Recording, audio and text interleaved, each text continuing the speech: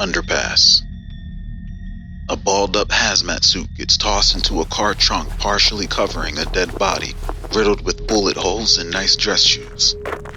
A sensitive man, a claustrophobic, who also happens to be a germaphobe, slams the trunk and faces a scenic view from atop a mountain, finishing his cigarette. He was high-strung and sensitive to heights. He looked forward to leaving.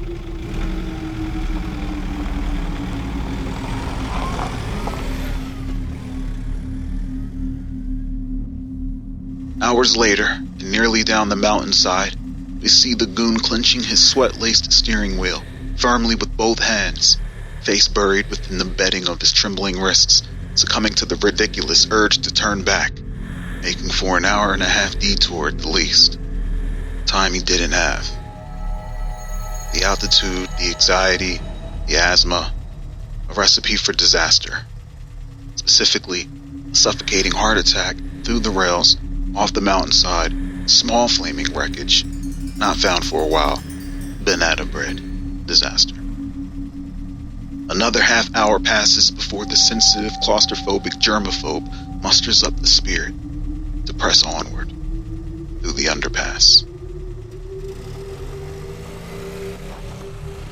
This wasn't just any underpass. This was a one-lane passing off as a two-lane where if both vehicles had at minimum a coat of paint, they'd surely collide. It was tight. It was ridiculous. But he found his way back here twice and was just simply tired of searching for a way down the mountain. With no oncoming traffic in sight, this was his chance. He dabs sweat away from his steering wheel, lowers the music and windows, and sanitizes his hands before making his way toward the underpass, cautiously.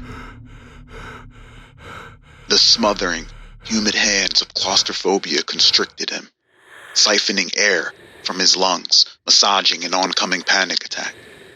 However, this escalation of regret didn't stop there.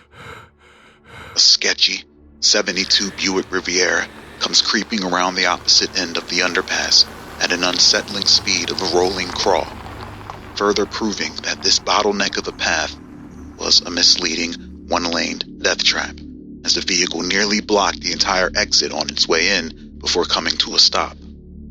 The sensitive claustrophobic germaphobe facepalms, then beckons to the Rivy to come through the tunnel first. Come on!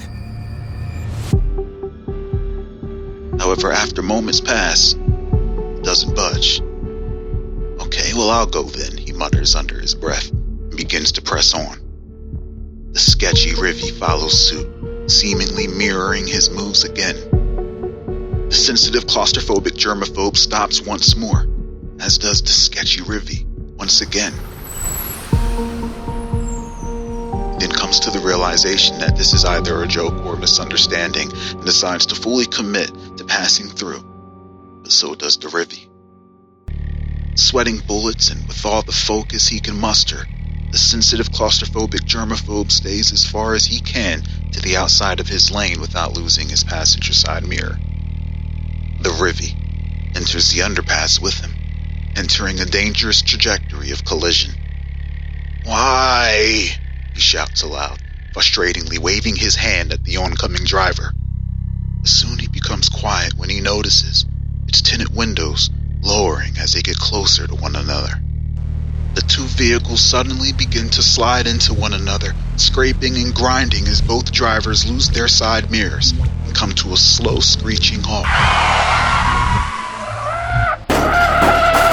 Astonished and racked with disbelief, the sensitive claustrophobic germaphobe begins shouting into the black abyss of the suspicious vehicle's driver's side, with no perceivable figure in sight, until he spots a swollen, misshapen finger slowly erecting from out of the darkness of the window, pointing as if betokening blame, and with it an ethereal whisper. "Your existence is a light one, and the one is because you are alive." Absolutely stunned by the malignant comment, the sensitive, claustrophobic germaphobe sat there, mouth agape, processing the stranger's baseless assessment of him, when suddenly, from the 72 Riviera window, an elongated appendage juts out, reaching straight for his face, and with its wet, deformed fingers wrapped in leprosy, lesions and calluses caked with wispy hairs, the repugnant hand seizes his mouth, clenching both tongue and cheek between its 3 glazed digits. With an unprecedented feat of strength, fueled by adrenaline and pure disgust, the violated driver pries the hand from his mouth with ease, inadvertently collecting some of that finger goop between his teeth, and without hesitation, floors it, peels off, exiting the tunnel, gagging, sobbing, and in anguish.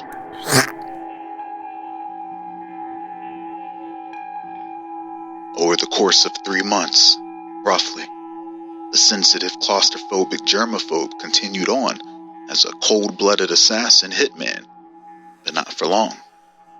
His tongue rotted, swiftly, corroding his head from the inside out. A curse that soon spread through the shared Tengu masks circulated during faction meetings, calling the entire network of 200-plus elite assassins soon after.